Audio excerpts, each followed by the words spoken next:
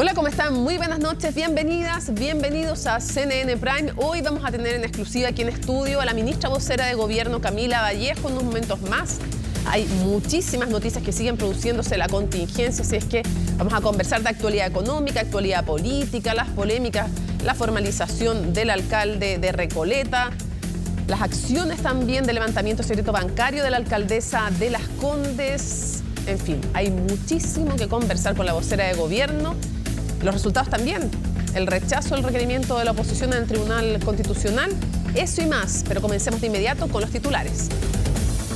Diversas críticas generaron las palabras que entregó anoche en CNN Prime el expresidente de la Corte Suprema, Milton Juica, quien cuestionó duramente el rol del Senado en la designación de jueces.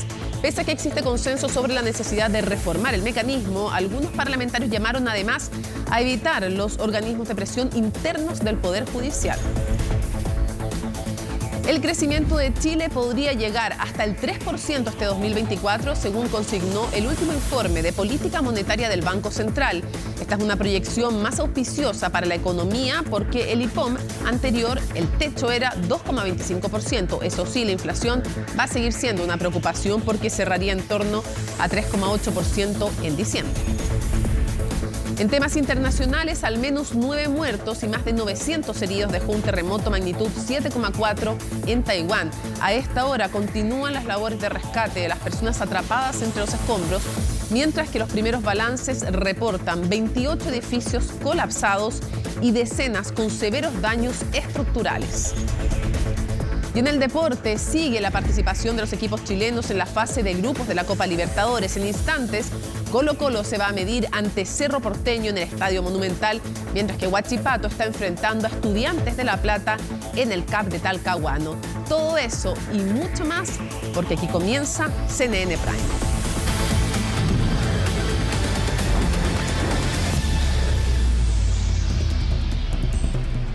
Un fiscal exclusivo. Esa es la petición que la Sociedad Nacional de Agricultura va a llevar al Ministerio Público para que indague todos los eventuales delitos relacionados con la agricultura, ya sea en zonas rurales o mercados. ¿Por qué? ¿De qué se trata? ¿Por qué le preocupa tanto al gremio agricultor este tema? María Luisa Carreón con las respuestas. La sede de la Sociedad Nacional de Agricultura fue el punto de encuentro. Hasta allí llegaron representantes de Lovalledor y de La Vega para analizar los hechos de violencia que han afectado a ambos recintos, particularmente la balacera que terminó con 3 heridos en el mercado mayorista de la comuna de Pedro Aguirre Cerda. A la salida no solo hubo apoyos a las medidas de seguridad adoptadas y por adoptar, también se realizó un anuncio. Nosotros vamos a ir a visitar al fiscal nacional en los próximos días con la MUR, con su presidente, Jaime Escudero, ¿no?, para solicitar un fiscal exclusivo para los sectores rurales de Chile, dado a que tenemos un tratamiento distinto que a los sectores urbanos. Nosotros en el mundo rural siempre el delito era robo en lugar habitado, robo en lugar no habitado. Eso era lo normal en la ruralidad. Hoy día están habiendo portonazos, asaltos, violentos, cosas que no estábamos acostumbrados. Es que aseguran que los delitos en el mundo rural son distintos y que ha habido un traslado de la delincuencia del urbano a la agricultura, además de que existe temor a realizar las denuncias. La petición también incluiría los ilícitos que ocurren en o en las inmediaciones de grandes mercados de abastecimiento. Yo creo que el fiscal exclusivo, justamente, los parlamentarios lo hemos dicho en todos los tonos, hagan buenas leyes. Ustedes lo han vivido en carne propia. La policía de investigación hace su pega. Y en la tarde están despachándole o dándole los flatitos a los delincuentes, porque no lo pillaron en el hecho, pero lo pillaron arriba del auto robado. Entonces lo que hay que cambiar es que un fiscal vaya apretando las clavijas y los parlamentarios hagan la ley que corresponde. Opinión de La Vega que las próximas semanas debería comenzar a implementar detectores de metales en sus ingresos y control identificatorio en sus puertas a partir de enero de 2025. En tanto, Lovalledor prefirió no responder tras la cita con la Sociedad Nacional de Agricultura. No tengo más que decir y le agradezco su inquietud, sus consultas, pero es todo lo que tengo que decir. Muchas gracias. Del fiscal nacional, el fiscal exclusivo, ¿cómo lo ve Lovalledor? Pese al silencio de Lovalledor, que esta semana ha estado en el foco noticioso, hay otros gremios a los que les gustaría sumarse a esta petición y que dicen también han visto incrementados los hechos delictivos de los que son víctimas. Tenemos nosotros una colega en Melipilla que tuvo que irse para el sur arrancando de estos delincuentes, y sería muy importante que este fiscal asuma también un trabajo integral. Yo creo que vamos a ponernos en contacto con la Sociedad Nacional de Agricultura para ver cómo podemos hacer esta alianza para poder prevenir los delitos en las ferias libres y todo en el canal agropesquero alimentario. La solicitud que sería planteada al fiscal nacional incluiría a las regiones de Coquimbo, Valparaíso, Metropolitana, O'Higgins y el Maule. Desde el gobierno han señalado que están en todo su derecho de solicitar un fiscal exclusivo. Hemos no solamente impulsado de forma verbal, sino que con hechos concretos, apoyando el proyecto de modernización del Ministerio Público, como también el financiamiento de los ECO, para que la Fiscalía tenga una capacidad de actuar más allá de lo territorial y se puedan agrupar las causas en lo temático. Si usted me pregunta si esto sirve o no, la respuesta es sí. Es bastante valorable cuando la Fiscalía tiene la capacidad de agrupar. La petición aún no se concreta, pero ha generado opiniones dispares entre los parlamentarios de las zonas afectadas. Nosotros creemos que la petición que hace la CNA va muy en la línea de poder entregarle más seguridad no solamente a las personas que comercializan sus productos en estos mercados, sino que también a quienes son usuarios y asisten a ellos. Son delitos especiales, son delitos particulares y son hechos de violencia que están perjudicando gravemente. Creo que están en su legítimo derecho de plantear lo que ha planteado la CNA, pero creo que dejemos trabajar tranquilas a las instituciones en la labor que están desarrollando y no nos pongamos muy creativos en señalar diversas ideas de cómo abordar el problema, porque quizás al ponernos tan creativos, más que contribuir y ayudar, podemos entorpecer. Distintas posturas para una solicitud que aún no es oficial, pero que ya genera debate. ¿Es necesario o no la definición de un fiscal exclusivo para la delincuencia que sufre el mundo de la agricultura? La decisión en manos ahora del Ministerio Público. La bancada del Partido Comunista, junto a otros partidos oficialistas, emplazó a demócratas para que cumplan con el acuerdo administrativo por la presidencia de la Cámara de Diputados.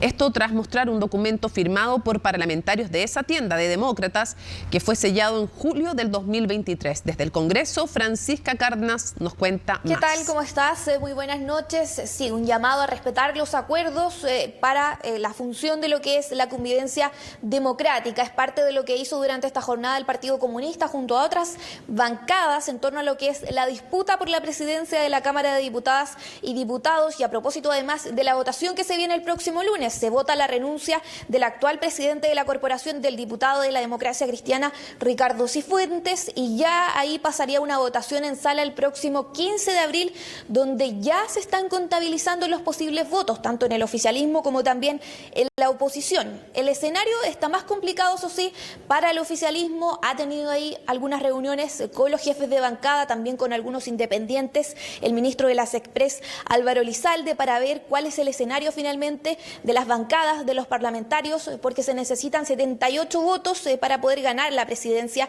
de la Cámara de Diputadas y Diputados en esta votación de una nueva mesa, y en el mejor escenario tendrían al menos 74 votos en el oficialismo y en la oposición una base de 75 votos. Y también, obviamente, todo lo que está sucediendo en Chile Vamos y Demócratas con esta candidatura que se va a respaldar de la diputada de Demócratas, Joana Pérez. ¿Qué pasa en el Partido Comunista? Entre los parlamentarios ha habido molestia también con respecto a las conversaciones que ha habido entre ellos y también el ministro de las Express, Álvaro Elizalde, en torno a lo que podrían ser también distintos cupos en distintas comisiones, ver cómo se podrían alcanzar los 78 votos con la ayuda quizás de parlamentarios independientes. Escuchemos entonces parte de lo que dijeron justamente durante esta jornada desde el Partido Comunista.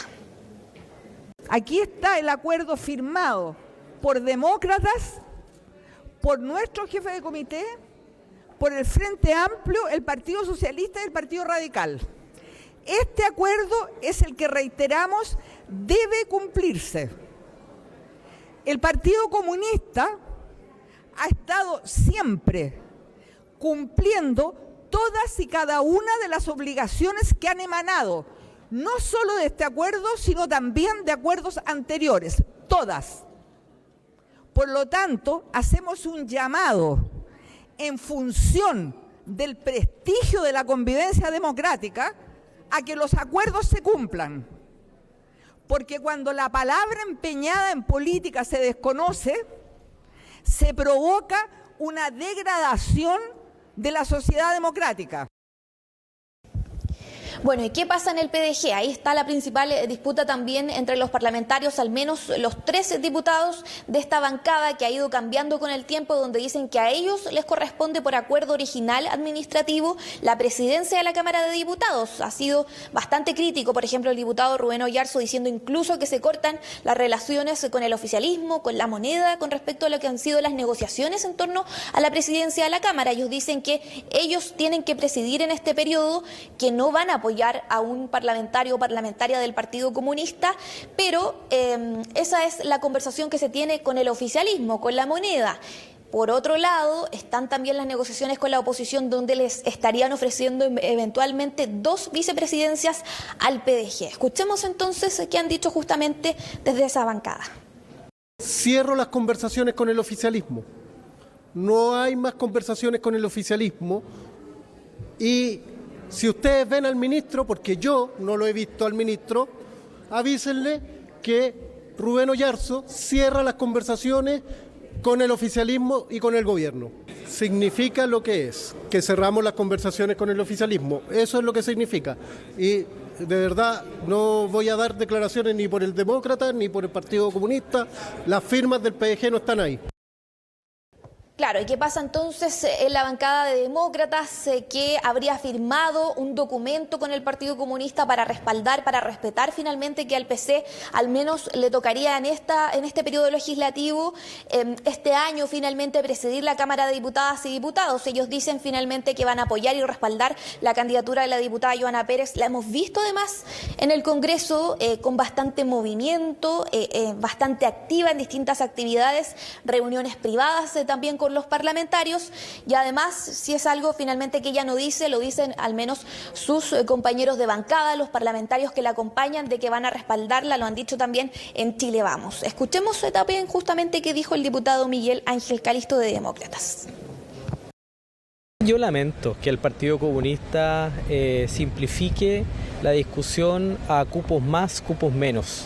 Creo que hoy día el país lo que necesita es poner el acento en las preocupaciones que tenemos, poner el acento en cuál va a ser la visión que va a tener el próximo, en este caso presidenta esperamos nosotros, con Joana Pérez, la próxima presidenta de la mesa. A ver, para nosotros es la candidata que concita el respaldo, es una mujer con carácter que tiene las condiciones para poder liderar la Cámara de Diputados y para nosotros es en este minuto la persona que ha sido de manera unánime por todos los integrantes de la bancada demócrata como la persona que nos podría representar muy bien en esta corporación, en la presidencia de la corporación. Claro, un escenario bastante complejo para ambos sectores políticos, tanto para el oficialismo como para la oposición. Ninguno tiene asegurado los votos hasta el momento. Algunos parlamentarios dicen que todo todavía está muy líquido, que hay que ver cómo se van a dar las negociaciones en los próximos días y que todo podría ocurrir, al igual que en las discusiones y votaciones de otros proyectos legislativos y otras temáticas políticas, hasta último minuto de que se puedan convencer a algunos parlamentarios. Incluso algunos dicen en algunos sectores políticos que muchos se van a ausentar ese día, finalmente, para poder apoyar a ciertos sectores políticos y poder obtener finalmente los votos necesarios para poder tener el control finalmente y la presidencia de la Cámara de Diputados. Buenas. Le agradecemos a Francisca y les contamos que con la revelación de CIPER Chile sobre una supuesta injerencia del abogado Luis Hermosilla en el nombramiento de jueces en la Corte Suprema y de Apelaciones, se ha reabierto la discusión sobre un cambio en el sistema en el que se nombra a los magistrados. En conversación ayer con CNN Prime, el expresidente del máximo tribunal, Milton Juica, aseguró que la problemática en el procedimiento desde su perspectiva es el Senado, porque es político y no sería una contraparte equilibrada para elegir a los jueces, sobre todo después de los casos de financiamiento ilegal de la política. Colomba Eichholz se entrega los detalles y las reacciones. ¿Cuál es el problema que usted ve en este sistema? Para mí el único problema es el Senado. ¿Por qué? ¿Por qué? Porque es político. Tajante fue la respuesta del ex magistrado de la Corte Suprema Milton Juica al ser consultado por el sistema actual de nombramiento de los jueces. El expresidente del máximo tribunal, que fue originalmente rechazado por el Congreso para integrar la Corte en 1998, arremetió contra el rol que cumplen los senadores en la designación de los ministros. Todos los nombramientos ha sido un candidato de tal percepción política, porque tampoco los jueces son políticos. Se les persigue por lo que fallan, por lo que dicen, por lo que hablan, que tienen una concepción política. No, pero está y sobre el Senado, esa base, se cotea. Y por esa base se hace un coteo. Acción que formaría parte de las hipótesis que se han planteado en torno a las debilidades que conforman el actual sistema de nombramiento de los jueces, uno que desde varios rincones de la esfera política se intenta modificar. Los jueces tienen que fallar de acuerdo a la ley y no sus sentimientos ni posiciones políticas, como he visto muchos jueces. Y por eso creo que tenemos que mejorar nuestro sistema de nombramiento de jueces, que no tenga relación con la política, pero tampoco tenga relación con los organismos de presión internos del Poder Judicial. Tiene que ser externo e independiente políticamente. Una tarea que desafía el ordenamiento actual de estas designaciones en la Corte Suprema, ya que en ellas participan los 3 poderes del Estado, correspondiendo al Poder Judicial la elaboración de una quina, al Ejecutivo efectuar una propuesta y al Senado su ratificación. Una cadena que, según magistrados del máximo tribunal, podría abrir espacios de opacidad. Y que cualquiera sea el sistema de nombramiento, hay un problema si usted mantiene los espacios de opacidad. En el actual sistema, más allá de todos los esfuerzos que ha hecho la Corte y el sistema por transparentarlo, esos espacios están en la conformación de terna, en el Ejecutivo o en aquellos que corresponden al Senado. Particularmente en quienes administran justicia debe haber transparencia total de su escalafón, de los ascensos o también de los castigos. Nada de esto puede ser arbitrario ni privilegiando a unos por sobre otros. Privilegios que se han intentado erradicar con reformas al sistema en reiteradas ocasiones. Recientemente, bajo el gobierno del presidente Sebastián Piñera, se presentó un proyecto orientado a fortalecer la independencia interna de los jueces, cerrando los espacios de discrecionalidad de los superiores jerárquicos y estableciendo un sistema de selección basado estrictamente en el mérito, entre otros aspectos. Además, la materia se incluyó en ambos procesos constitucionales, que por sus fracasos ninguno de los cambios se hizo efectivo. Consideramos que es necesario y fundamental hacer una reforma en el nombramiento de los ministros de los tribunales superiores de justicia en nuestro país. Es por eso que hemos ingresado una reforma constitucional que modifica el actual sistema de nombramiento de los ministros tanto de Corte Suprema como Corte de Apelaciones. Modificaciones que para otros sectores no serían necesarias, dado que los errores que presenta el sistema serían excepcionales. Que de repente hayan nombramientos que se caigan, bueno, habría que preguntarse si eso es responsabilidad del Senado o si es responsabilidad que a lo mejor no la mejor gente está postulando, o en el caso no hay buena esquina en materia de los ministros. Yo creo que el sistema actual es correcto. Así todo, magistrados de la Corte Suprema aseguran que seguirán trabajando para mejorar la transparencia y continuarán ejerciendo sus facultades disciplinarias para corregir prácticas o conductas que infrinjan la normativa vigente. El Partido Comunista ratificó la candidatura por Recoleta de Fares Jadwe y aseguró que no va a suspender la militancia de Daniel Jadwe a puertas de su formalización por el caso Farmacias Populares.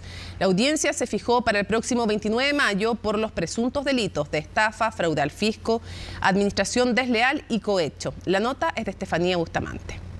Bárbara, ¿podemos hablar con usted también por temas municipales? Sí. Difícil ha sido para el PC evitar las interrogantes que ha levantado la inminente formalización del alcalde Daniel Jadwe por el caso Farmacias Populares. Un entramado judicial que, pese a los esfuerzos del partido, han comenzado a rozar la disputa electoral en Recoleta. Partamos como municipal. Pero si quieren, si no, al final. Y primero hablan con los otros partidos, ¿les parece? La formulación de cargos sorprendió al oficialismo, que se ha reunido para ajustar las cartas municipales. Entre ellas, Recoleta parecía ser una comuna sencilla de zanjar, con la candidatura de Fares Jadwe, el brazo derecho del actual alcalde. No hay nada que se haya modificado, así como hay legítimas aspiraciones de partidos que también deseen competir en Recoleta, y ninguno de nosotros siente que en eso haya ni una amenaza, ni una controversia fundamental. ¿Se podría apoyar a Fares Jadwe? Eso lo van a decidir los presidentes de los partidos en su momento. Con la ruta despejada para que otros puedan sumarse a la carrera por Recoleta, algunos reconocen internamente que el escenario para Fares Jadwe es complejo. Aunque no comparte parentesco con su compañero de militancia, sí se ha pronunciado como la continuidad de su administración. ¿Por qué Fares tendría que asumir qué? ¿O el Partido Comunista asumir qué? No, insisto, esto no es ningún municipio lo que están sus alcaldes rindiendo cuenta por robo de plata. Esto no es eso. Cohecho, administración desleal, fraude al fisco y estafa son los delitos por los cuales se solicitó la formalización de Daniel Jadwe. Antes de conocer esos cargos, el oficialismo ya había retirado 2 candidaturas, la de Corina Cáceres por Convergencia Social y Óscar Santelices por el PPD. La verdad que en Recoleta no abundan los candidatos. Por lo menos en el oficialismo que yo sepa, o sea, pudiera ser que estos nuevos escenarios, aún estamos a tiempo, puede ser que surjan otros candidatos, pero es probable que se torne más competitiva porque estas cosas traen consecuencias en lo político, sin duda, en lo electoral también. Y es por eso y porque estamos convencidos de que Chile, pero también Recoleta, necesita de la unidad de todas las oposiciones para poder derrotar a quien va a ser el sucesor del alcalde Jadwe. Sucesor que no solo la UDI sondea con el exconcejal por Recoleta, Mauricio Smock, porque desde Chile Vamos hasta Republicanos reactivaron la búsqueda de una candidatura única tras conocer la formalización a Jadwe, mientras que en el oficialismo hay matices sobre qué acciones debería tomar el PC. Todas las instituciones tienen que colaborar, partiendo por el propio alcalde Jadwe, que próximamente va a ser formalizado. Creemos que aquí, independiente del color político, la justicia tiene que operar, funcionar y condenar la corrupción, venga de donde venga. A mí me parece razonable la suspensión de la militancia del alcalde Jadwe hasta al menos, ¿verdad?, que avance la investigación y sepamos efectivamente cómo y dónde se van a radicar las responsabilidades que se le imputan. Un emplazamiento que puso sobre la mesa la diputada RD Maite Orsini a propósito de las suspensiones de militancia que dictó su partido en medio del caso Convenios. No quiero compararme ni para bien ni para mal con RD, primera cosa. Ella vaya a hacer su discusión donde le corresponde. Con todo respeto se lo digo. No estamos sorprendidos frente a una situación que nos llevara a tomar un eventual camino. No, este es un proceso que está recién en desarrollo. Aunque sea un proceso en desarrollo y que no causó sorpresa en el PC, a otros les hizo preguntarse si aplica el principio de la moneda sobre autoridades que serán formalizadas, el punto de inflexión que contempla el denominado criterio TOA. Los municipios no son órganos del gobierno y el criterio del gobierno, no el criterio. Aquí no tenemos cosas personalizadas, tenemos criterios como ejecutivo, se aplican a nuestros funcionarios y a nadie más. Uno podrá estar en desacuerdo con eso cuando está directamente afectado, pero yo creo que no hay que perder de perspectiva que es la obligación que tenemos todos quienes estamos o formamos parte de algún poder del Estado, en que lo razonable es que las instituciones funcionen independientemente. Aunque los municipios tienen un control propio según el criterio del gobierno, insisten en que una formalización distrae de la función principal, que es la gestión pública. En el caso de Daniel Jadwe, su audiencia está fijada para el próximo 29 de mayo, mientras está a la espera de la querella que presentaría el Consejo de Defensa del Estado por este caso. Bueno, ya lo habíamos anunciado, la ministra vocera de Gobierno, Camila Vallejo, nos acompaña en CNN Prime. Ministra, bienvenida. Muchas gracias, Mónica, por la invitación. A ver, obviamente que quiero comenzar con el tema del alcalde Jadwe. Lautaro Carmona, presidenta del Partido Comunista, dijo lo siguiente, aparte de lo que veíamos en la nota, dijo que apeló a la excelencia valórica de los militantes del Partido Comunista y dijo que no íbamos a encontrar militantes comunistas que hubieran ocupado sus cargos para usar y abusar de ellos en beneficio propio, que aquí no hay comunistas que vayan a ser encausados por temas de robo, de apropiación de dinero. Esto no es Vitacura, esto no es Maipú. ¿Puede realmente decirse que tienen de alguna manera un comportamiento ético distinto los militantes comunistas? Mira, Mónica, yo en esto igual quiero ser rigurosa por el rol que tengo actualmente y mi trabajo, ¿no? Yo soy ministra de un gobierno, vocera de gobierno y hablo en nombre del gobierno, del Ejecutivo, no soy vocera y no es mi rol hablar en nombre del Partido Comunista, tiene sus propias vocerías y más allá de lo que creo o no yo de la militancia del partido que pertenezco, aquí lo importante es que en este debate las instituciones tienen que funcionar. Cada persona imputada o en vía de formalización o formalizada tiene su legítima defensa, los partidos fijan sus posiciones también respecto a los militantes que están involucrados. Tenemos varios casos en los municipios y cada partido tiene que fijar sus posiciones de acuerdo al mérito, de acuerdo a sus estándares éticos, etcétera. Pero para el gobierno y para el Ejecutivo lo más fundamental es que dejemos que las instituciones funcionen y funcionen bien, porque frente a un proceso de formalización, lo que toda ciudadanía espera y por lo que uno quiere velar como Ejecutivo es que al final de cuentas exista claridad.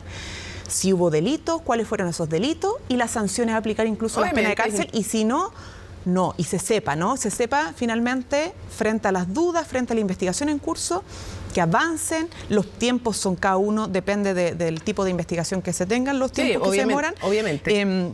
Pero eso para nosotros es lo importante. Después del tema de lo que usted dice, porque toca un punto súper importante, que esto que las instituciones funcionen de verdad y que se llegue a la verdad de los hechos, sea absolutoria o condenatoria. Pero usted sigue siendo, además de ministra vocera de gobierno, militante comunista. Entonces por eso le preguntaba yo si como usted siente que por ser militante comunista tienen de alguna manera un comportamiento moral, ético, en lo que tiene que ver con cargos públicos distinto. ¿O el promedio de la ética en todos los partidos es más o menos el mismo? A ver, mire, todos los que estamos en el gobierno tenemos un compromiso con la probidad y de fijar estándares, no solo por nuestra propia formación militante, familiar, valórica, y en eso cada uno sabe de su trayectoria y su historia, sino porque el presidente de la República, el presidente Gabriel Boric, ha fijado también estándares y criterios políticos. Nadie puede asegurar en ninguna parte que haya una persona inescrupulosa, o sea, que no haya una persona inescrupulosa o que cometa incluso errores que, aunque hayan sido involuntarios, terminan siendo ilícitos, ¿no? Pero lo importante es cómo enfrentamos eso. Y aquí yo no voy a entrar en la discusión como de estándares morales, pero en el Ejecutivo lo que hemos hecho como gobierno es fijar un criterio político y no procedimental, no, sí, no procesal. Que no tiene que ver, sí, que entiendo que no tiene pero que ver con es que en eso para nosotros es importante, porque yo entiendo el debate sobre la formación valórica que hace el presidente del Partido Comunista, pero cuando hablo yo como en nombre del gobierno, lo que puedo decir es que nosotros hemos fijado criterios políticos como gobierno para enfrentar estas situaciones. En lo personal, ¿usted confía plenamente en la inocencia del alcalde Jadwe?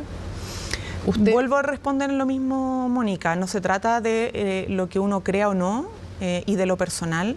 Nosotros como gobierno, sí, lo que nos importa... Como le pregunto como ciudadana, como persona que lo conoce. Es que yo respeto mi labor. Sé que nunca hablo finalmente solo en términos personales. Todos saben que cuando me invitan a un programa o cuando hago una entrevista o cuando hablo como vocera, hablo como ministra de Estado, representando un gobierno que es diverso, representando el Poder Ejecutivo, y yo respeto absolutamente ese cargo que tengo, que es más que en otros casos ministeriales, que todos tienen que hablar en nombre del gobierno, pero yo hablo como en representación de todo el gobierno. Y en eso prefiero resguardar ese rol independientemente de las... En representación del gobierno, usted dice que lo más importante para ustedes es que las instituciones funcionen, que puedan funcionar bien, en este y en cualquiera de los otros casos. Sí. ¿Es cuidar a las instituciones y su funcionamiento que cuando el Contralor dice que hay un informe complejo respecto a Recoleta, el alcalde salga a decir, o sea, interpone una querella en contra del Contralor? Que cuando el Consejo de Defensa del Estado, en una entrevista aquí mismo donde está usted, el presidente del Consejo de Defensa del Estado dice que han encontrado eventuales actividades ilícitas y que están estudiando, dijo, querella, diga que es... básicamente un tema de desprestigio, que diga que quiere minutos de fama, fue lo primero que dijo, que cuando la Fiscalía formaliza digan que es raro que sea en año electoral y lo pongan en cuestión. ¿Le parece que contribuye a cuidar del funcionamiento de la institución esas declaraciones? Mire, es que, a ver, en esto yo no quiero ni en nuestro rol cercenar la libertad de expresión y las opiniones políticas que tienen las distintas figuras de... Una querella, no solo una opinión política. ¿Cómo? Una querella en contra del Contralor. O sea, no, es que hay una cosa que son las acciones o las herramientas que te da la legislación y la Constitución frente... O sea, son herramientas institucionales. Las querellas son herramientas institucionales. Eso es parte de nuestra institucionalidad. Te puede gustar o no políticamente, es adecuado hacerlo, es una discusión política. Pero respecto a las herramientas institucionales, las que son para defensa, para acusación... Ahora, en este sentido, nosotros... resguardamos lo que tiene que ver con el rol de un poder del Estado, que es el Poder Ejecutivo, frente a otros poderes del Estado. Los partidos, otras autoridades, tienen declaraciones más mesuradas o menos más mesuradas, pero son opiniones políticas, y lo que a nosotros nos corresponde como Ejecutivo es que en medio de esa discusión, que puede ser alta, acalorada, más mesurada, al menos lo que permitamos es que la institucionalidad y los procedimientos funcionen. Ahora, si nosotros tenemos, insisto en esto, independientemente de lo procesal, de las pruebas que les corresponde a la Fiscalía presentar, que después los tribunales determinan, tanto las cautelares o finalmente la sentencia, es que para el adecuado funcionamiento de nuestra institución, del Poder Ejecutivo y particularmente de los nombramientos que son de confianza dentro del Poder Ejecutivo, que dependen del Presidente de la República, frente a eventuales formalizaciones o consumada la formalización, no es que prejuzguemos ni sentenciemos, porque no es nuestro rol, sino que digamos, ok, una formalización requiere tiempo, exposición política, distrae a la institución sobre la cual una autoridad está a cargo de las funciones principales. Claro. Y en eso hay, yo creo, distinguirlo, porque culpable o inocente. Entiendo porque en el caso, por ejemplo, de los alcaldes, esto independiente si es Recoleta o Algarrobo o qué sé yo, Vitacura, Las Condes o Maipú, porque tenemos muchos casos que son de investigaciones de carácter penal. Ahí hay autoridades que son democráticamente electas.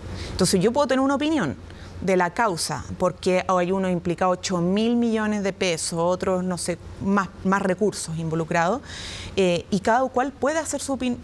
Yo tengo mi opinión política, cada cual puede tener su opinión política, en los partidos se expresan, evidentemente, pero ahí hay procedimientos que son distintos, ¿no? Sí, primero, los partidos fijan sus propios criterios y segundo, los municipios, los consejos municipales determinan destituciones o en última instancia, los tribunales electorales. Entiendo que no depende de usted. Después le voy a preguntar de lo que se ha llamado, lo que usted dice, se ha definido coloquialmente como la doctrina Toá. Sí. Es como lo entendemos, yo creo, más o menos todos y todas. Quiero que escuchen unas declaraciones del alcalde Jadwe que fueron hace poquitos momentos. Por supuesto también que la gente probablemente no las conoce, así que escuchemos en el programa Sin Maquillaje y después conversamos. Después aparece el presidente del Consejo de Defensa del Estado haciendo una declaración, pero de lo más burda que puede haber, completamente salida de tono. Él me prejuzgó, él habló de que ya habían encontrado acciones ilícitas. Oye, antes del juicio me condenó. Y esto es una operación y el caballero es del Frente Amplio. El caballero no tiene su historia. Entonces uno dice, ¿a qué se debe esto? Estarán muy preocupados porque los comunistas y las comunistas estamos cada día más fuertes y podemos dar una batalla importante. No es solo esto, agrego que también dice palabras textuales del alcalde Jadwe que hay filtraciones a granel en la prensa en medio de cuando falta poco para el comienzo de una eventual candidatura presidencial. Dice si podrá haber un intento por mantenerme inhabilitado como para que no podamos levantar una candidatura. Uno podría decir que los interesados son la derecha, pero también pueden haber otros interesados incluso dentro del conglomerado de gobierno. Y dice... Insiste, tú sabes que el presidente del Consejo de Defensa del Estado, que salió haciendo esta pésima locución, trabajó varios años en Magallanes, fue parte de la campaña del señor Atria, es frente amplista y parece ser bastante cercano a las más altas esferas del gobierno. Aquí le pregunto como vocera, porque lo que está haciendo el alcalde Jadwe es insinuar que podría haber una especie de campaña en su contra, en la que incluye el Consejo de Defensa del Estado, el presidente y al gobierno y al Frente Amplio. Yo lo que entiendo que ahí el alcalde Jadwe plantea una sospecha, lo dice explícitamente respecto a un aliado del oficialismo. Y me imagino que esa sospecha y esas dudas tendrán que resolverse en los espacios correspondientes, ¿no? Yo esperaría que en un diálogo fraterno, democrático, respecto a referentes que involucran a partidos oficialistas, puedan despejarse esas dudas, ¿no? Y conversarlo de cara a cara, ¿no? Porque en estas cosas, cuando hablamos de cosas, o sea, de temas tan serios como procedimientos judiciales, de cargos además que están en cuestión a propósito de procedimientos judiciales que son importantes para la ciudadanía, yo creo que el debate y el diálogo político en los sectores que aquí están involucrados es fundamental. O sea, entonces, usted descarta que hay una campaña en que esté involucrado el gobierno en contra del alcalde Jadwe. O sea, no quiero interpretar eso porque dice, sería una acusación muy grave. Parece ser bastante cercano a las más altas esferas del gobierno. Dice que uno podrá decir que los interesados son la derecha, pero también puede haber otros interesados incluso dentro del conglomerado. Dice que Frente Amplista, el presidente del Consejo de Defensa del Estado, y cercano a las más altas esferas del gobierno. Yo no quiero entrar en una polémica sobre un tipo de acusación de esa envergadura. La verdad es que no es nuestro interés ni polemizar respecto a eso. Y si hay sospechas de él, bueno, tendrá que hacerse cargo de aquello, ¿no? ¿No le parece grave que ataque así al presidente del Consejo de Defensa del Estado? O sea, a ver, nosotros, insisto, aquí más allá de las opiniones políticas y las sospechas y todo eso que se instala en el debate político... Lo instala el alcalde. Y que sí, hemos visto otros casos que son directos de acusaciones de delito. Y frente a eso hay también herramientas legales. Recordemos lo que hizo el exministro Jackson frente a las injurias que se emitieron en su contra, que lo acusaban de realizar delitos explícitamente, ni siquiera la sospecha de, sino que lo acusan de delitos, existen herramientas legales. Pero dentro del debate político, la sospecha y esta idea de como de que hay algo más siempre detrás, yo la verdad me prefiero en nombre del gobierno mantener distancia de eso porque no me parece responsable en entrar en ese juego de esa manera. Quiero llevarla a la doctrina Toá. Usted ha aclarado que no se trata de prejuzgar, sino que desde el punto de vista del gobierno, una formalización de un alto funcionario público distrae la atención de la institución, más allá de la inocencia o culpabilidad que termine determinando la justicia. Que esto rige, lo explicó súper bien usted y súper claro, esto rige para los funcionarios públicos. ¿La doctrina Toá rige para el funcionario público general Yáñez? Evidentemente. O sea, a ver, primero, yo quiero en esto reiterar la claridad de la posición de gobierno. Esto es un criterio político, no procesal. ¿Ya? Porque entiendo el debate que se ha generado y entendemos el debate, pero en esto el gobierno quiso fijar un criterio claro. Está clarísimo, pero le pregunto entonces, para no dejar duda, es que esto tiene mucho que ver... si él no renuncia antes, ¿se tendría que ir el 7 de mayo formalizado? Es que el criterio es claro para él o para otra situación. Pero para terminar, Mónica, porque de verdad yo entiendo que tú quizá lo entiendas más, pero para la gente. Porque el debate puede ser confuso, ¿no? Nosotros como gobierno no somos jueces, no somos fiscales. O sea, como fiscales, los fiscales presentan pruebas y los jueces determinan la sentencia. El Poder Ejecutivo no está a cargo de esas dos funciones, por lo tanto no fija a través de la solicitud de renuncia de una autoridad de confianza del presidente de la República o su permanencia, la sentencia previa, un juicio previo, no hace eso. Esto no tiene que ver con el mérito de la investigación. No tiene que ver si consideramos más grave o menos grave una formalización que se determina a propósito de una solicitud de investigación de un fiscal. No es un criterio procesal, es un criterio político que no juzga ni establece el mérito de las causas hacia la formalización, sino es simplemente porque ¿qué es lo que pasa cuando tenemos un funcionario de confianza? Porque recordemos que el director general de la Policía de Investigación, el general director, son nominaciones del presidente de la República. Un ministro de Estado no es electo popularmente, es una designación de confianza del presidente de la República. Cuando alguien de confianza del presidente entra en un proceso de formalización, lo que sucede es que todo se centra en eso, se distrae la atención, empieza a ser un problema culpable o inocente, al final de cuentas, termina siendo un elemento distractor de la función pública para la cual está asignado. Entonces, clarísimo. Se distrae. Ministra, quiero ir al tema económico, pero antes... Yo creo que eso es importante explicar porque se traslapa demasiado a otras categorías y no corresponde porque no se ha entendido el origen de este criterio político del presidente. Como hace algunos minutos lo había explicado, por eso me queda súper claro que no tenía que ver con culpabilidad o inocencia, sino con no distraer a la atención, y ya me aclaró que el criterio Toá, que así lo bautizaron. No sé quién lo bautizó, pero así quedó. El criterio del gobierno y lo fija el presidente de la República, pero se entiende. Coloquialmente como doctrina Toá, rige entonces también para el general Yáñez, que a menos que se postergue la formalización, máximo, o a menos que el renunciante, tendría que irse el 7 de mayo como cualquier funcionario público, exclusiva confianza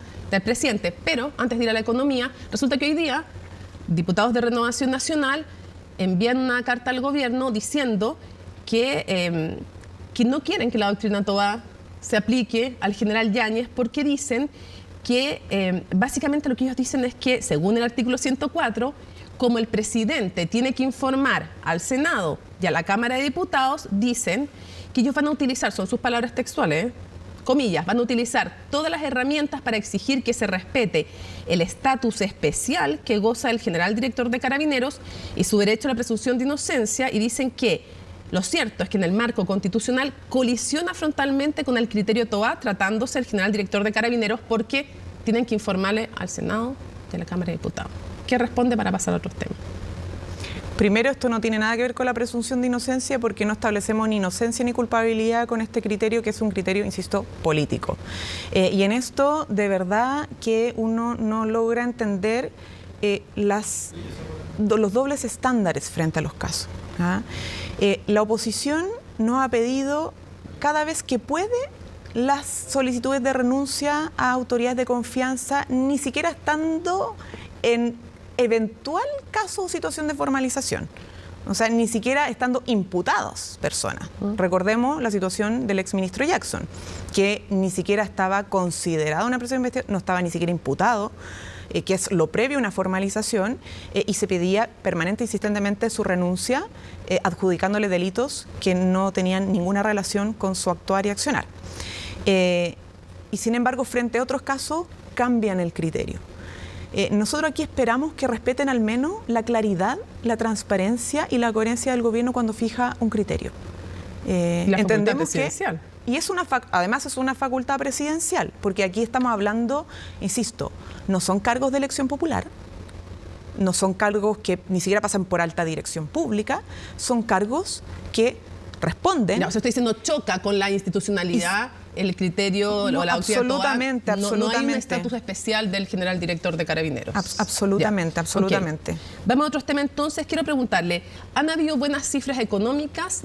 Quiero preguntarle si eso de alguna manera puede ayudarle al gobierno al impulso en ciertas agendas. Obviamente que las reformas estructurales tienen que ver con voto en el Parlamento, pero ¿en qué medida, cómo valoran ustedes estas noticias económicas?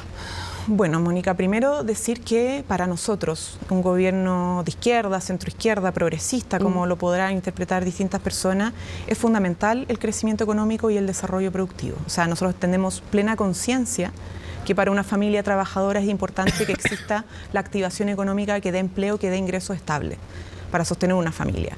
Y por eso hemos sido muy insistentes desde el principio, a pesar de los mitos y la serie de prejuicios que se hizo por nuestra juventud, por nuestra mirada política, por nuestra historia, etcétera, de que no nos importaba la economía. El ministro Marcel dijo que han ido entendiendo la importancia del crecimiento, lo dijo el ministro Marcel.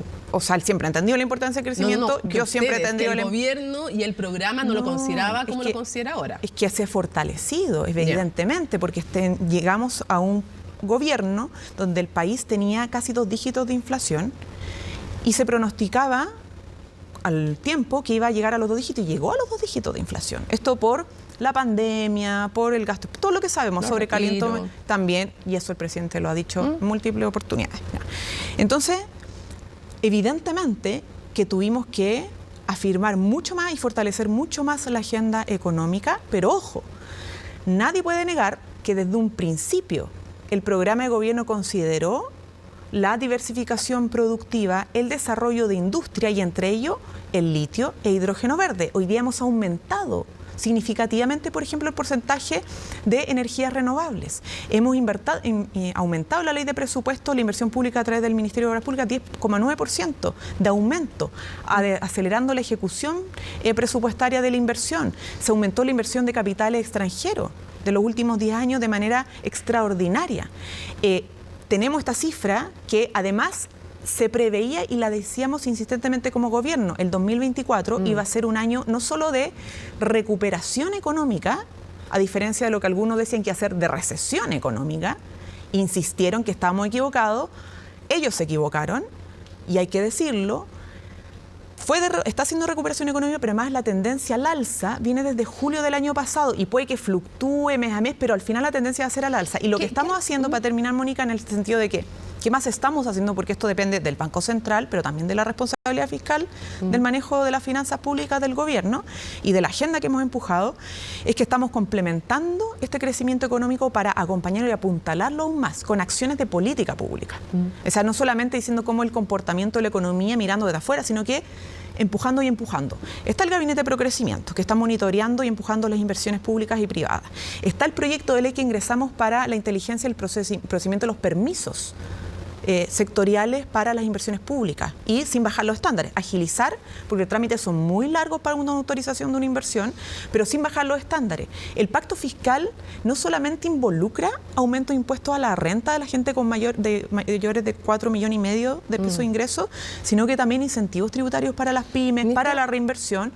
Y por último, todo lo que tiene que ver, como te decía, del aumento de gasto público en el desarrollo productivo de nuestro país. Quiero ir a la Cámara de Diputados y Diputadas, porque ahí se juegan cosas importantes, y al Tribunal Constitucional. Nos queda súper poquito tiempo, pero quiero preguntarle antes, ¿qué le responde usted? ¿Usted conoce a Tatiana Clima? Para la que no conozcan, no, la gente no tiene por qué conocerla, era la jefa de prensa del presidente de la República y hoy día... En la radio T3 se mostraban los créditos donde ocurren las cosas. Dijo ustedes no sabían comunicar, que no sabían comunicar los goles del gobierno y otras cosas. Y entre otras cosas citó las cifras económicas. ¿Le falta mejor comunicación al gobierno? Porque eso es una crítica como que va así, como que encuentro que directo usted. A ver, las comunicaciones... Bueno, Paredes también puede ser. Todos los ministerios tienen agendas comunicacionales, ¿ya? Todos tenemos que comunicar, pero yo quiero decir dos cosas. Me tocó la ley, efectivamente. Uno, estamos siempre el desafío de los actuales gobiernos en medio de la vorágine de las comunicaciones en las redes sociales es equilibrar la inmediatez o el inmediatismo del hecho noticioso con mantener las tareas de ser gobierno. O sea, nosotros no somos la prensa que está todo el tiempo haciendo comunicación. Tenemos que tener reuniones, hacer ejecución, legislar. O sea, tenemos muchas otras tareas y por lo tanto ese equilibrio no es fácil nunca. Y en segundo lugar, ella bien sabe, cuando trabajaba en el gobierno, que esa misma crítica se hacía desde afuera cuando ella trabajaba dentro del gobierno. Entonces, me entiendo su rol ahora, es parte de su trabajo, ¿no? Pero también sé que todos comprendemos lo que significa en medio de la era de las comunicaciones y del inmediatismo coyuntural de las noticias, lo que es ser gobierno al mismo tiempo que lograr comunicar rápidamente. Ministra, ¿qué tan importante, qué se juega para la agenda legislativa del gobierno en si se logra o no retener la presidencia de la Cámara de Diputadas y Diputados? ¿Qué se juega también para el Partido Comunista? Sería la primera vez en encabezar y no lo logró la vez pasada, se ha postergado. Entonces hay dos planos, uno que tiene que ver con el simbolismo de que lograr el Partido Comunista llegar a presidir la Cámara, otra que el oficialismo siga estando porque claro, tiene un peso importante en la dirección de la agenda legislativa quien preside las cámaras. No por algo se pelean, pero uno y otro sector tenerla. Entonces quiero preguntarle ¿cómo lo ve? ¿Qué se está jugando? ¿Se está jugando algo realmente importante? Y si cree que hay alguna posibilidad todavía de que se respete ese acuerdo que habían firmado y que el PDG dice que no era tal. Yo creo que esto tiene más que... No es tanto la conducción del oficialismo como la credibilidad de la política. O sea, lo que realmente está en juego es si las y los políticos son capaces de cumplir su palabra. Es más básico aún, es antes, porque podría ser el respetar el acuerdo de la presidencia, por ejemplo, del senador Coloma cuando le tocó presidir el Senado. Oposición, pero era un acuerdo. ¿Ya? Porque el acuerdo que se constituyó en su momento en el Poder Legislativo, donde participan bancadas oficialistas y no oficialistas, fue en base a cómo generar los equilibrios que necesita una democracia para su gobernanza. Ese es el origen. Entonces uno puede decir, bueno, ahora le toca al PC, pero podría haber sido a la UDI. El tema es que cuando se generan y se construyen los acuerdos, cuando hay incluso firmas, ni siquiera un acuerdo de palabra, sino que incluso hay firmas de personas que se comprometen a, y después no pasa, después se rompe, en medio de un escenario de falta absoluta de confianza y credibilidad en las instituciones y particularmente en el Parlamento, ¿qué queda? ¿Qué nos queda? Cuando la palabra vale menos que una chaucha y hasta una firma vale menos que una chaucha, entonces, ¿qué esperamos de la ciudadanía si no es más que descrédito frente al Parlamento y la política? Entonces, a nosotros lo que nos preocupa como gobierno frente a esto es la irresponsabilidad frente a lo que está en juego. Si yo no puedo confiar en la palabra empeñada en un acuerdo, porque se cumple cuando conviene, pero no se cumple cuando no conviene, ¿cómo puedo esperar que un acuerdo para garantizar aumento de pensiones a los jubilados y jubiladas ahora se va a cumplir? O sea, en el fondo eso traba también y complica eso el trámite legislativo y la relación entre gobierno y oposición. Evidentemente. Ya. Ahora, eso implica que nosotros no renunciamos ni al diálogo ni a la voluntad de acuerdos, todo lo contrario. Pero va a ser más difícil. O sea, evidentemente porque la cuesta está más empinada, porque el escenario es más complejo, pero también hay que recordar que nosotros asumimos el gobierno siempre siendo minoría. No hemos sacado ningún proyecto de ley, ni las 40 horas, ni el royalty minero, ni el salario mínimo, sin un acuerdo con la oposición. Hemos tenido que siempre negociar y llegar a acuerdos para sacar adelante proyectos tan fundamentales como eso y que hoy día ya están en plena implementación, ¿no? Y esperamos, y vamos a insistir, no es que esperemos, estamos trabajando para insistir en los acuerdos, pero evidentemente que hay una merma y que genera efectos políticos el que en el Parlamento algunos sectores puedan hacer que su firma valga cero. Ministra, ya sabemos la valoración que hizo el gobierno, obvio porque fue a su favor del fallo del Tribunal Constitucional por dos temas. Una fue la mutualización y también se rechazó este pero que le puso a la educación sexista, esa palabra, quieren sacarle educación sexista, la previsión al fondo de educación sexista, y falló a favor de la postura del gobierno, el Tribunal Constitucional. Conversamos, de hecho, con la ministra de la Mujer y Equidad de Género respecto a ese tema, tenemos su postura. Pero hoy día surge una polémica también, o una crítica, desde el senador y presidente de la UDI, Javier Macaya, que él dice que hay un sesgo político cada vez más evidente en los fallos del Tribunal Constitucional y se hace alusión a estos dos. Y es, bueno, en esta ocasión son ellos, en el pasado fueron ustedes los que hablaban del sesgo político según quienes fueran los integrantes de este Tribunal Constitucional. ¿Qué responde usted? Bueno, es un poco similar a lo que discutíamos antes respecto al Consejo de Defensa del Estado, ¿no? En la discusión política siempre existen esos márgenes, ¿ah? Siempre hay algunos que puedan observar con suspicacia lo que determina no sé si un poder del Estado, más bien es una institución dentro del Estado, que es el Tribunal Constitucional o el Consejo de Defensa del Estado, otro, pero y es legítimo que el senador Macaya o el presidente de la Unión Democrática Independiente diga, perdimos, no confío en la objetividad, ¿ya? Eso ha pasado otras veces y es como obvio que pase. Pero para nosotros, insisto, nosotros tenemos un rol dentro del poder del Estado, además tenemos una convicción absoluta de que teníamos la razón en términos jurídicos de la constitucionalidad de esta norma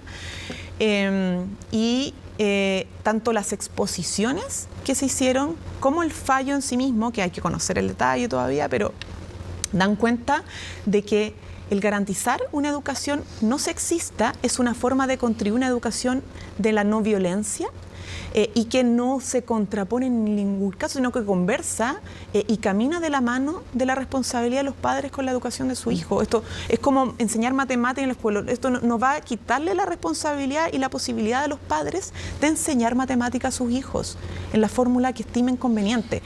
Pero la educación tiene un rol, sobre todo en tiempos donde el machismo todavía está presente, donde las mujeres y las niñas seguimos sufriendo violencia de distinto tipo, incluso la más cruda, ni siquiera digo la simbólica. Obviamente que empezar a erradicar los estereotipos de género que hacen que a ti te cataloguen desde niña de una manera y te encasillen de una manera, y si te sales de esa manera y si te sales de esas casillas que te han impuesto, entonces te agreden porque te saliste de los parámetros, eso es violencia. Y empezar a educar desde pequeño en la no violencia, en la no discriminación y por lo tanto en no encasillar en estereotipos solo por el sexo con el que naciste es clave para avanzar en la ley integral, y yo creo que eso lo entendieron, a lo mejor el senador Macaya no lo entendió nunca, pero lo entendió, no, evidentemente no lo compartió, no lo entendió de esa manera, pero muchas mujeres, incluyendo de la derecha chilena, defendieron este proyecto y ese aspecto. Y yo no quiero recordar, Mónica, yo sé que queremos pasar a otro tema, pero esto lo propuso Michelle Bachelet.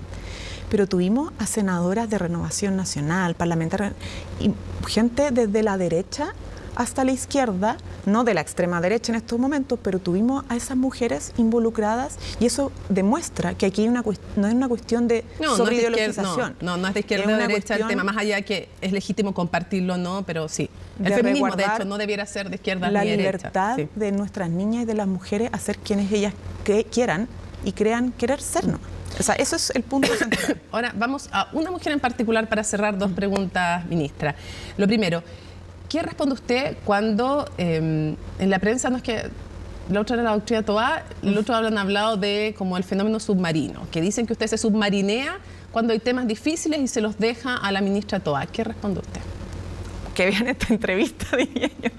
No, miren, a mí el presidente me pide ir a Viña del Mar para acompañar a la gente en los incendios y en cómo enfrentar la emergencia, y he estado a disposición en todas las tareas de gobierno, porque ese es mi rol y esa es la responsabilidad. No solo hablar de un tema, sino que de todos los temas. Ese es nuestro trabajo. Entonces, yo no estoy para hacer monedita de oro para ningún parlamentario en particular. Sé que a veces a algunos parlamentarios hombres les interesa mucho evaluar a las ministras mujeres y compararlas, pero dentro del gobierno, tanto ministras como entre ministras y ministros, sabemos que somos un equipo que jugamos distintos roles y que nos ha tocado estar en las buenas y en las malas juntos siempre. Y para cerrar, ¿alguna vez usted se ha imaginado como candidata a la presidencia de la República? No, y no quiero ni siquiera hacerlo porque tengo claro cuál es mi trabajo en este momento y acompañar al presidente Gabriel Boric hasta el final en sacar adelante un proyecto que se desarrolla en un escenario absolutamente complejo, pero del cual tengo convicción de que va a hacerle mejor al país en el sentido de dar mayores seguridades, porque como recibimos al país, era un país tensionado, conflictuado, o sea, con una economía no va a muy mal. dejar su cargo en lo absoluto por una eventual candidatura presidencial. O sea, el presidente determina eso. No, pues si lo sacan es otra no, cosa. Usted no va a renunciar por una candidatura presidencial. Despejemos cualquier discusión porque no corresponde hablar de esto. Nosotros no estamos involucrados en el debate de candidaturas presidenciales, nuestro rol es gobernar. Pero usted sabe que independiente, usted la nombran, por eso lo pregunto. Es que independiente de eso, yo acompaño al presidente hasta el final, hasta que él determine que es necesario. Usted no se va menos que le pidieran la renuncia. Que me vean la renuncia, puede cometer un error, me voy a ir como cualquiera, ¿no? Sí, digamos, pero a cualquiera se la pueden pedir, pero usted no va a renunciar. No voy a abandonar esta tarea, menos que el presidente determine lo contrario, pero esto no tiene que ver, insisto. ¿Y tampoco le gustaría moverse al ministerio? ¿Está cómodo en la vocería, ministro, no? Respeto, insisto, esto no se trata ni de gustos, ni de que ya usted va a ni de estar me donde el conviene, presidente le diga, donde lo necesite. Somos cargos de confianza. Sí, pues obvio. Y el presidente evalúa a cómo se constituye ese equipo y los roles que juegan. Y ministra, hay gente que cuando uno le dice, ya, te entendí ahora, de este gobierno, usted no se va a mover a menos que... comprender que yo tengo una formación súper disciplinada. Sí, pues sí, lo tengo claro donde viene. Sí, a veces uno pierde de vista eso en la política, pero yo lo tengo súper claro. Tengo pero ya, muy claro me queda claro, si no la mueven, usted se queda y termina como vocera. Ok, me quedó súper claro. Pero usted es de las personas que dicen, yo jamás en mi vida querría ser presidenta de la República, o es como algunos políticos, y me parece válido, que dicen, sí, eventualmente podría ser. Que no voy a caer en esa trampa, Mónica. No, lo es sé, una yo trampa, entiendo una pregunta periodística. Yo sé que es una pregunta periodística. No muy es una buena trampa. Pregunta periodística, muy hábil, y no voy a pisar ese escenario porque yo entiendo lo que viene después. No está en nuestras preocupaciones, sin lugar a dudas. No se llama pregunta. Yo entiendo, perdón. No, de verdad, con respeto a eso, pero entiendo. Pero no, porque yo sé que el titular, que a lo mejor no va a ser de CNN, sino que otros medios, pero de verdad, Mónica, y aquí para la gente, o sea, tenemos demasiado trabajo, demasiadas preocupaciones, los partidos determinarán, sus candidatos estar en eso, hay mucha discusión de presidenciales, pero nosotros, así como no queremos que los funcionarios públicos se distraigan en formalizaciones, tampoco queremos que se distraigan en candidatura. Nuestra prioridad es otra cosa en estos momentos. Ministra, muchísimas gracias por habernos acompañado para revisar la contingencia nacional. Muchas gracias, Mónica, por la entrevista y buenas noches. Bueno, el Banco Central publicó hoy su informe de política monetaria que trajo buenas y malas noticias para la economía chilena. Por un lado, el ente emisor mejoró considerablemente sus proyecciones de crecimiento de la economía chilena durante este año, aunque también incrementó fuertemente sus expectativas de inflación. Los detalles, para que lo entiendan bien, entonces, se lo contamos con Francisca Suárez.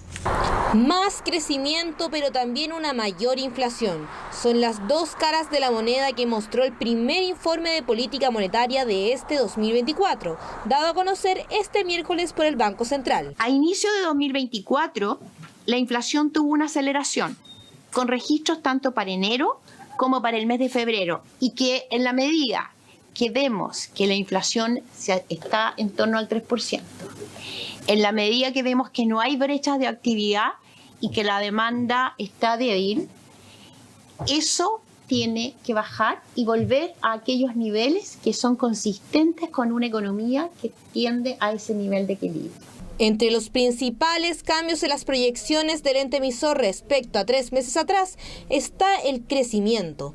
Aquí se dio la principal buena noticia. Si hace 3 meses el Banco Central proyectaba en el mejor de los casos un crecimiento de hasta 2,25%, Hoy ese rango subió y ahora se espera que Chile crezca entre 2 y 3%. El rango de crecimiento se ha movido prácticamente en un punto porcentual completo. Eso no es algo que ocurra con mucha frecuencia de un IPOM a otro. Crecimiento mayor a plazos más largos. O sea, este es un periodo en que tenemos que, por un lado, impulsar el crecimiento de la economía en el corto plazo, pero también ir sentando las bases para un crecimiento más sostenido en el largo plazo. La mejoría en cuanto al crecimiento económico, según el Banco Central, está más determinado por factores externos y un crecimiento más robusto, principalmente por parte de Estados Unidos, que permitiría que mucho más la actividad económica tuviese un mejor dinamismo, principalmente a través del sector exportador. Un poco lo preocupante en ese sentido es que el crecimiento económico esperado ya es un crecimiento bajo, estamos hablando de un crecimiento en promedio en torno a un 2%. En la otra cara de la moneda, si en diciembre se esperaba que este año terminara con una inflación bajo 3%, ahora tanto la total como la subyacente llegaría a 3,8%. También hay malas noticias en inversión, que pasa de crecimiento nulo a una contracción de 2%. El consumo se mantiene sin modificación en 2% y la demanda interna también cae de 2 a 1,6%. Estamos volviendo a nuestros equilibrios de prepandemia del 2014-2019. Esto es una economía que crece en torno al 2% año a año, menos que el mundo, que crece en torno a un 3%, y que quedó con algunas cicatrices, como por ejemplo una tasa de participación en el mercado laboral más baja, un mercado financiero más volátil, que se ve por ejemplo en un dólar que se mueve mucho, y también en una inflación que aún no está 100% controlada. En la medida que la actividad económica empieza a cobrar dinamismo, pero que a la vez vemos una fuerte presión por el lado cambiario, vemos presiones por el lado de los precios externos y también algunos reajustes en precio interno, uno entiende que la inflación se haya dinamizado y es muy probable que el registro de marzo también sea un valor alto. Eso no significa un rebrote inflacionario ni que estemos perdiendo la batalla contra la inflación, ni mucho menos. Simplemente significa de que estamos pasando por un periodo de ajuste. Todo esto tendría su correlato en la trayectoria de la tasa de política monetaria, que ante los registros del IPC de inicio de este año, superiores a lo previsto, serían cada vez más paulatinos, donde los recortes de 100 o 75 puntos base que se han visto en este inicio de año probablemente no se repitan. La tasa de interés no va a bajar tanto como esperábamos que bajara en diciembre del 2023. Probablemente la tasa de interés este año cierre en torno a un 5% solamente, mientras que en diciembre esperábamos que la tasa incluso llegase al 4%. Incluso ya hay voces en el mercado que no descartan que el Banco Central decida dejar pausado el proceso de recorte en alguna de las siguientes reuniones. Sí, tema que vamos a abordar. Lo transparentamos porque lo grabamos hace algún ratito antes que saliera el resultado, pero toda la explicación de cómo se llegó a este caso Rolex y lo que se jugaba entonces con este voto de confianza y la vacancia también, que es otro proceso, en Conexión Global Prime. Así es. Vamos a cambiar de tema, Mónica, para hablar del terremoto en Taiwán. Durante esta jornada hemos conocido más imágenes, ¿no?, de este movimiento telúrico magnitud 7.4 que deja 9 personas fallecidas, 900 personas lesionadas, además de un centenar de personas desaparecidas o atrapadas. ¿Cómo califican aquí las autoridades locales? Todos los detalles de esta tragedia que golpea a esta isla los vamos a revisar en el informe que preparó Daniela. Esta conductora de noticias intentó mantenerse de pie durante los minutos que duró el terremoto, un gran sismo de magnitud 7,4 que se produjo a las 7:58 am con una profundidad de solo 15,5 kilómetros frente a las costas orientales de Taiwán. Por eso se sintió tan fuerte.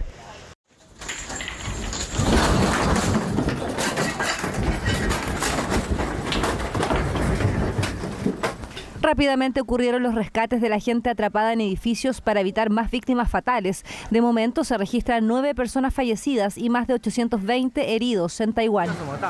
En este momento en que hay frecuentes réplicas, el gobierno debe garantizar la exactitud de la información y brindar asistencia oportuna a las personas necesitadas para que puedan sentirse tranquilas y seguras. Estamos listos para trabajar juntos.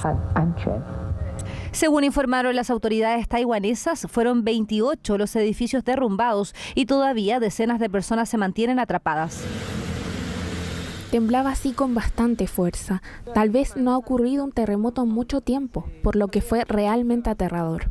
Temblaba muy violentamente. Todas las motocicletas que estaban afuera de nuestra casa se volcaron. Así que rápidamente corté el gas y la fuente eléctrica y abrí la puerta principal. Cuando me di cuenta de que era un terremoto, rápidamente me puse la ropa y los zapatos. Luego arrastré al niño conmigo y corrí escaleras abajo. No traje nada más conmigo. El terremoto fue a tan poca profundidad que causó daños irreversibles en cientos de edificios. Algunos se derrumbaron, otros quedaron tumbados. Todo indica que Taiwán es un país con cultura sísmica. De hecho, los taiwaneses recibieron un mensaje de alerta varios segundos antes del sismo.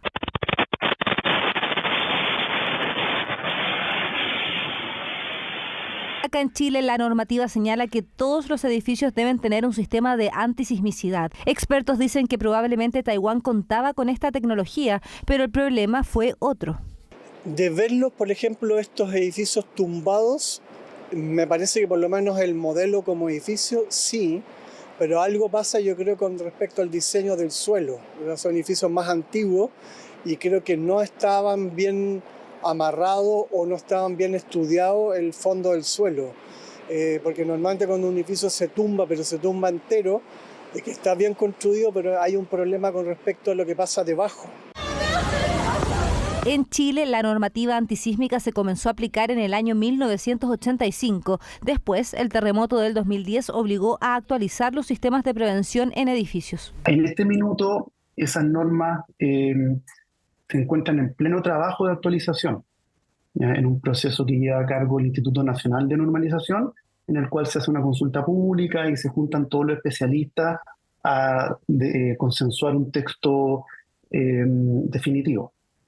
Pero lo que se está aplicando ahora es mediante unos decretos que salieron después del terremoto que toman en consideración todo lo aprendido. Así que es una norma robusta, diría yo. Para un temblor relativamente pequeño, la estructura no tiene que sufrir daño.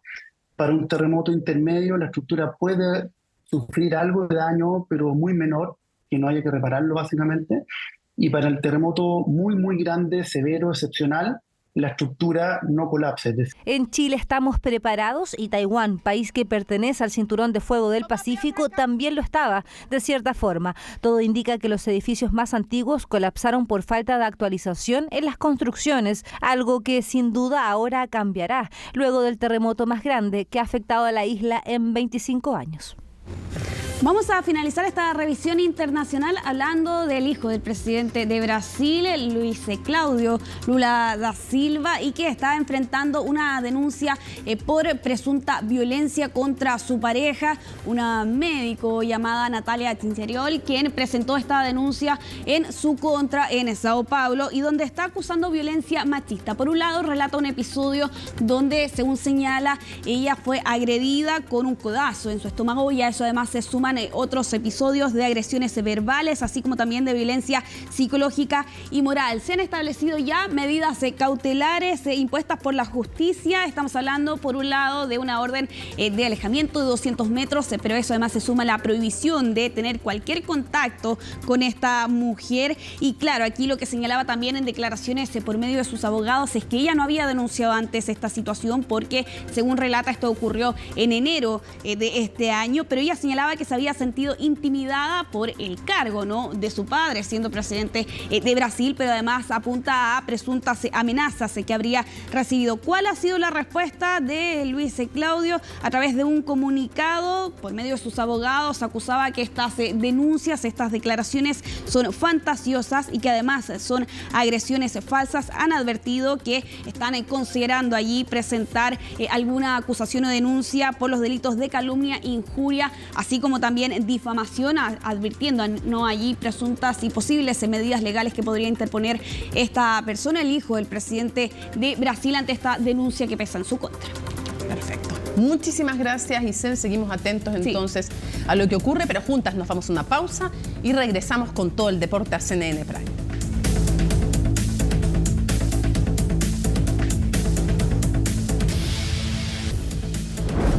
Antes de terminar, Colo-Colo empatando con Cerro Porteño, así es que mañana les vamos a contar todo lo que ocurrió. Termina CNN Prime, viene por supuesto CNN Tiempo y luego tenemos Democracia con Carolina Urrejola y después nos reencontramos Con Conexión Global Prime, Perú a fondo, la crisis política, la presidenta Boluarte, las proyecciones, cuáles son los problemas estructurales, todo. Y ya está en nuestras redes, por supuesto, en la página de nuestro canal, está toda la entrevista a la ministra Camila Vallejo, que ya está generando repercusiones, entre otras cosas porque confirmó que rige para el general director de Carabineros la llamada doctrina Toa, o sea que para la formalización, si él no ha renunciado, se va. Miércoles 3 de abril, así estuvo nuestro país y el mundo. Somos CNN Chile. Buenas noches.